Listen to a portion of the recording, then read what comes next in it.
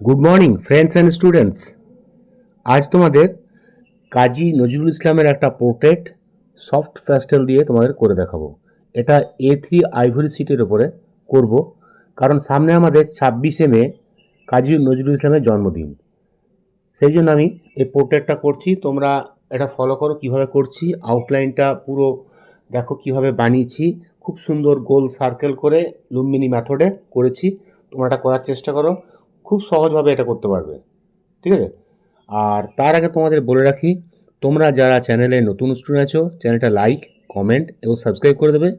তাহলে তোমরা আমি ড্রয়িং দিলেই তোমাদের নোটিফিকেশান আসবে এবং তোমরা ইজিলি ড্রয়িংগুলো দেখতে পাবে এবং শিখতে পারবে। দেখো, এটা হচ্ছে soft Camel pastel colour 20 shades.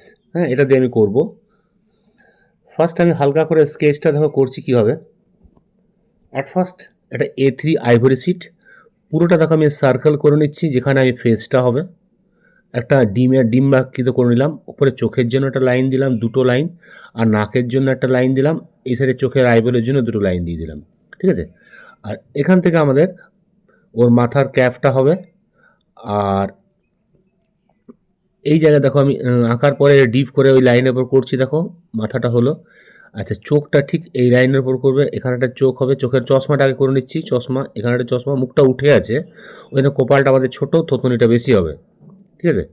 তো চোখটা হলো, নাকটা এই লাইনের মধ্যে হয়ে গেল, আর নিচের যে লাইন আছে এর মধ্যে ঠোঁটটা হলো। আর মাঝে ঠিক স্ট্রেট বরাবর যেন ঠোঁটটা হয়। মুখটা আমাদের একটু লেফট সাইড করে আছে, সেভাবে আঁকতে হবে। মুখটা উঠে আছে, একটু টাফ। তুমি ঠিক করে সার্কেল করে যদি স্ট্রাকচারটা করো, ইজি হয়ে যাবে তোমার আঁকার জন্য। ঠিক আছে? দেখো মুখটা উঠে আছে, হয়ে গেল। চোখটা হলো, চশমাটা আমি আরও ক্লিয়ার করে দিচ্ছি। এটা নর্মাল পেন্সিল দিয়ে, HB পেন্সিল দিয়ে আঁকছি, বেশি ডার্ক করিনি কারণ নোংরা হয়ে যাবে আমাদের। হ্যাঁ, তাই হার্ড ডার্ক করিনি। এবার একটু ডার্ক করে দিচ্ছি, দেখো কোন কোন জায়গায় আছে। আর ঠোঁটটা হলো, ঠোঁটটা উঠে আছে, নিচের বিশেষ খুব একটা আকার নেই। চশমা, নাক আর ঠোঁট করলে হয়ে যাবে। আর মুখটা উঠে আছে, আর নিচে তো আমাদের একটা পাঞ্জাবি আছে, মাথার ক্যাপটা, বাস। এবার হাজে বাজে লাইন যত আমি টেনেছিলাম তোমাদের শেখাবার জন্য, সেগুলো পুরো ভালো করে ইরেজ করে মিটিয়ে দাও। কারণ যেগুলো হালকা পোর্শন আছে সেগুলো বোঝা যাবে লাইনগুলো, ওই জন্য আমি পুরো মুছে দিচ্ছি। ঠিক আছে? তো মুছে দিলাম। এবার আমি এটা ডিপ করে টানবো। এটা তোমরা 4B দিয়ে বা 2B পেন্সিল, 8 লাইনের পেন্সিল দিয়ে করতে পারো। হ্যাঁ, দেখো আমি পুরোটা মুছে দিচ্ছি। মোছাটা হয়ে গেছে।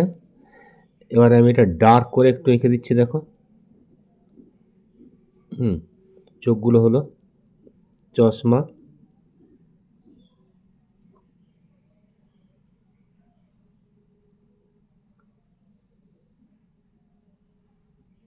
ঠিক আছে? চশমা, চোখগুলো মোটামুটি যেন ইকুয়াল হয়। তাও আমাদের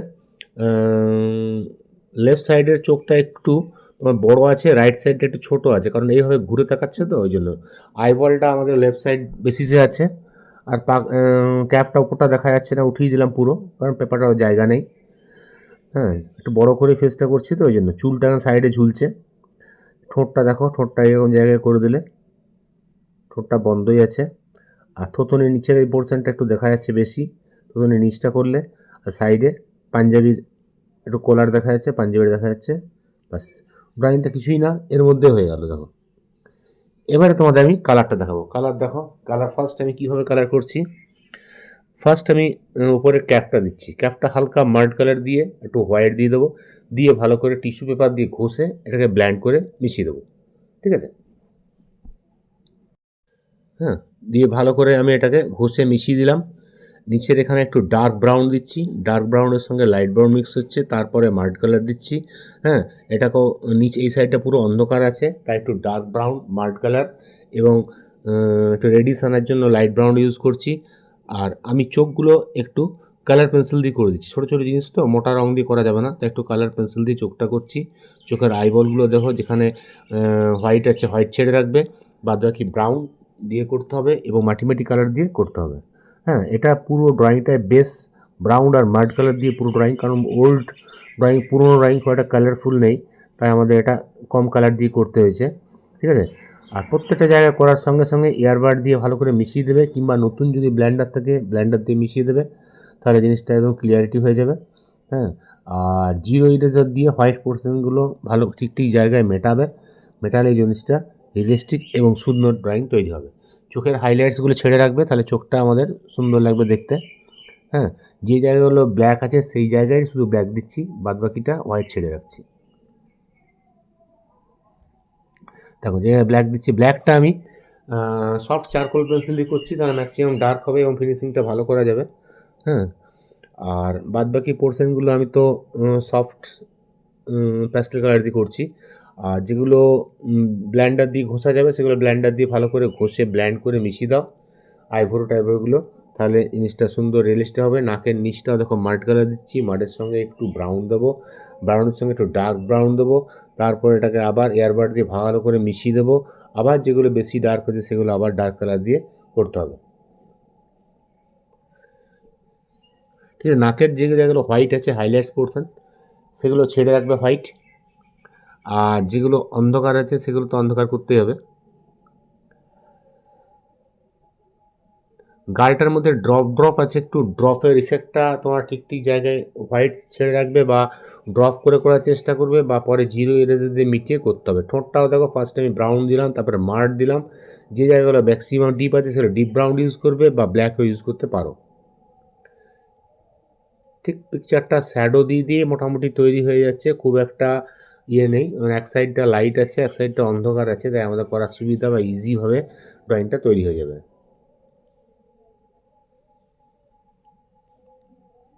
গালের মধ্যে টোল পড়ছে, হালকা টোলগুলো করে দিলাম, তারপরে ব্ল্যান্ডার দিয়ে মিশিয়ে দিলাম। এই সাইডটা পুরো তো অন্ধকার, ঠিক ঠিক জায়গায় ব্রাউনগুলো দিচ্ছি, ব্রাউনগুলো ঠিক জায়গায় আগে পজিশনে ব্রাউন দিয়ে নাও। ব্রাউনের সঙ্গে আমি মার্ড কালার দিচ্ছি, যেগুলো যেগুলো মার্ড আছে মার্ড দিয়ে দাও। যেখানটায় লাইট ব্রাউন আছে সেখানটায় লাইট ব্রাউনের টিস্যু পেপার দিয়ে একবার ঘষে মিশিয়ে নাও। মেশানোর পরে লাইট ব্রাউন এবং কিছু পোর্শন জায়গা আবার গ্রিন স্যাপ গ্রিন ইউজ করব। তো ব্ল্যাকগুলোকে দিয়ে দিচ্ছি, ব্ল্যাক দিলাম, লাইট ব্রাউন দিচ্ছি। ঠিক আছে,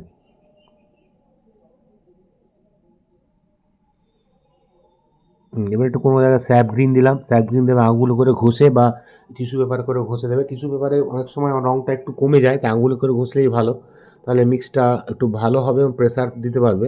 তাই কোনো কোনো জায়গা বড় বড় পোর্শন হলে তোমরা আঙুলে মেশাবে, আর ছোটো ছোটো পোর্শন হলে ব্ল্যান্ডার অথবা এয়ারবাড দিয়ে মেশালে ভালো হয়। দেখো মুখের পোর্শন আমাদের মোটামুটি হয়ে গেল।